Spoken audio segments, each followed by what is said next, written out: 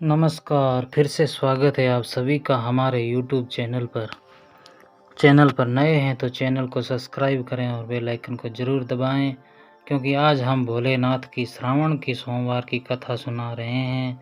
श्रावण सोमवार की कथा के अनुसार अमरपुर नगर में एक धनी व्यापारी रहता था। दूर दूर तक उनका व्यापार फैला हुआ था। नगर में उस व्यापारी का सभी लोग मान सम्मान करते थे। इतना सब कुछ होने पर भी वह व्यापारी अंतर मन से बहुत दुखी था, क्योंकि उस व्यापारी का कोई पुत्र नहीं था।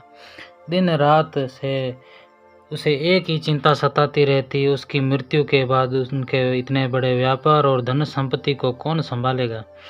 पुत्र पाने की इच्छा से उस व्यापारी ने प्रतिदिन सोमवार भगवान शिव की व्रत कथा पूजा किया करता था।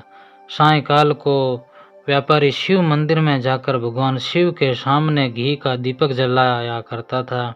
उस व्यापारी की भक्ति देखकर एक दिन पार्वती ने भगवान शिव से कहा, हे प्राणनाथ, ये व्यापारी आपका सच्चा भक्त है।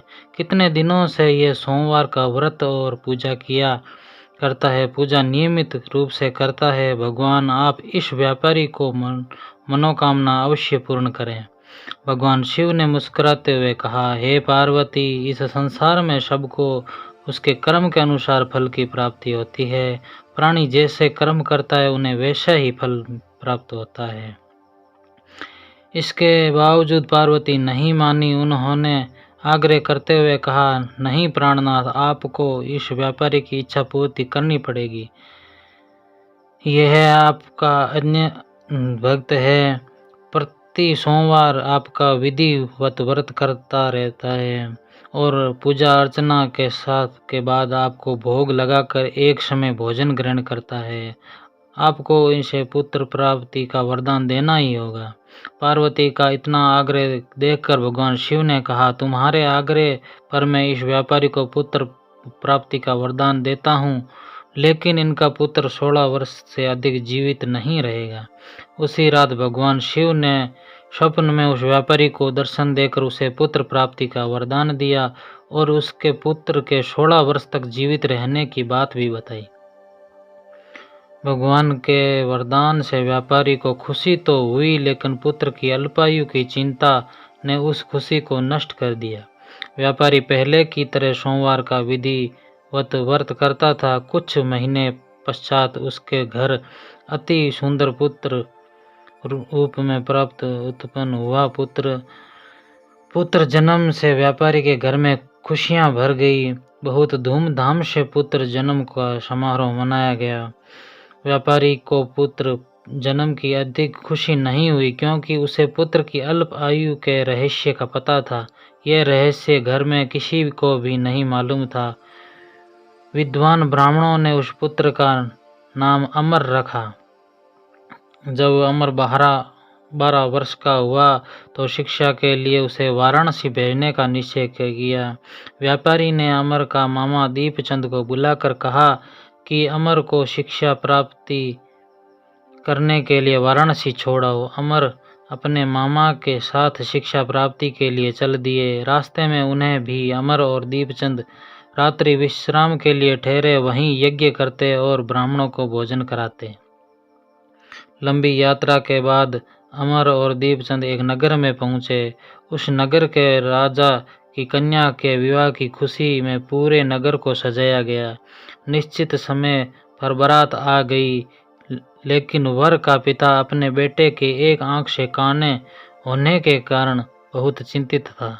उसे इस बात का भय सता रहा था कि राजा को इस बात का पता चलने पर उन्हें कहीं वे विवाह से इनकार न कर दे, इससे उसकी बदनामी होगी। वर के पिता ने अमर को देखा तो उनके मस्तिष्क में एक विचार आया। उसने सोचा कि क्यों ना इस लड़के को दूल्हा बनाकर राजकुमारी से विवाह करा दूं। विवाह के बाद इनको धन देकर विदा कर दूंगा और राजकुमारी को अपने महलों में ले जाऊंगा। वर के पिता ने इस संबंध में अमरचंद और दीपचंद से बात की। दीपचंद ने धन मिलने के लालच में वर के पिता से बात स्वीकार कर ली। अमर को दूल्हे के वस्त्र पहनाकर राजकुमारी चंद्रिका से विवाह करा दिया गया। राजा ने बहुत सारा धन देकर राजकुमारी को विदा किया। अमर जब लौट रहा था तो सच नहीं छिपा सका और उसने राजकुमारी की ओढ़नी पर लिखा, राजकुमारी चंद्रिका, तुम्हारा विवाह मेरे साथ हुआ है। मैं वाराणसी से शिक्षा प्राप्त करने जा रहा हूँ। अब तुम्हें जिस नवयुवक की पत्नी बनाना पड़ेगा वह एक आंख से काना है। जब राजकुमारी ने अपनी ओढ़नी पर लिखा हुआ पढ़ा तो उसने काने लड़के के साथ जाने से इनकार कर दिया। राजा ने सब बातें जानकर राजकुमारी को महल में ही रख लिया। उधर अमरचंद अपने मामा दीपचंद के साथ वाराणसी पहुंच गया। अमर ने गुरुकुल में पढ़ना शुरू कर दिया। जब अमर की आयु 16 वर्ष पूरी हुई तो उसने यज्ञ किया। यज्ञ की समाप्ति पर ब्राह्मणों को भोजन कराया और खूब अन्न वस्त्र दान किए। अमर को रात में शयन कक्ष में सो गया। शिव के वरदान अनुसार सेना अवस्था में ही अमर के प्राण पंखेरु उड़ गए। सूर्योदय पर मामा अमर को मृत देखकर रोने पीटने लगा। आसपास के लोगों को भी एकत्रित होकर दुख प्रकट करने लगे। मामा के रोने विलाप करने के स्वर समीप से गुजरते हुए भगवान शिव और माता पार्वती को सुनाई दिए। पार्वती ने कहा है, प्राणनाथ, मुझसे इनके रोने के स्वर सहन नहीं हो रहे हैं। आप इस व्यक्ति के कष्ट अवश्य दूर करें। भगवान शिव ने पार्वती जी के साथ अदृश्य रूप में समीप जाकर अमर को देखा तो पार्वती जी से बोले, पार्वती, यह तो उसी व्यापारी का पुत्र है।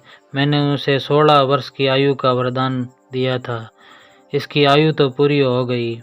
पार्वती ने फिर भगवान शिव से निवेदन किया, हे प्राणनाथ, आप इस लड़के को जीवित करें, नहीं तो मैं इनके माता पिता पुत्र की मृत्यु के कारण रो रो कर इनके प्राणों को त्याग कर देंगे। उस लड़के का पिता तो आपका परम भक्त है, वर्षों से सोमवार का व्रत करते हुए आपको भोग लगा रहा है। पार्वती के आग्रह करने पर भगवान शिव ने उस लड़के को जीवित होने का वरदान दिया और कुछ ही पल में वह जीवित होकर उठ बैठा। शिक्षा समाप्त करके अमर मामा के साथ अपने नगर की ओर चल दिया। दोनों चलते हुए उसी नगर में पहुंचे जहां अमर का विवाह हुआ था। उस नगर में भी अमर ने यज्ञ का आयोजन किया। समीप से गुजरते हुए नगर के राजा ने यज्ञ का आयोजन देखा। राजा ने अमर को तुरंत पहचान लिया। यज्ञ समाप्त होने पर राजा अमर को अपने महल में ले गया और कुछ दिन उन्हें महल में रहकर बहुत सारा धन वस्त्र देकर राजकुमारी के साथ विदा किया। रास्ते में सुरक्षा के लिए राजा ने बहुत से सैनिकों को भी साथ भेजा। दीपचंद ने नगर में पहुंचते ही एक दूत को घर भेजकर अपने आगमन की सूचना दी। अपने बेटे अमर को जीवित वापस लौटने की सूचना से व्यापारी बहुत प्रसन्न हुआ। व्यापारी ने अपनी पत्नी के साथ स्वयं को एक कमरे में बंद कर रखा था। भूखे प्यासे रहकर व्यापारी और उसकी पत्नी बेटे की प्रतीक्षा कर रहे थे। उन्होंने प्रतिज्ञा कर रखी थी कि यदि उन्हें अपने बेटे की मृत्यु का समाचार मिला तो दोनों अपने प्राण त्याग देंगे। व्यापारी अपनी पत्नी और मित्रों के साथ नगर के द्वार पर पहुंचा।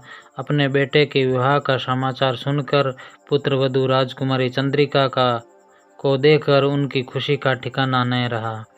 उसी रात भगवान शिव ने व्यापारी के सपने में आकर कहा, हे श्रेष्ठी, मैं तेरे सोमवार के व्रत करने और व्रत कथा सुनने से प्रसन्न होकर तेरे पुत्र की लंबी आयु का वरदान प्रदान किया है।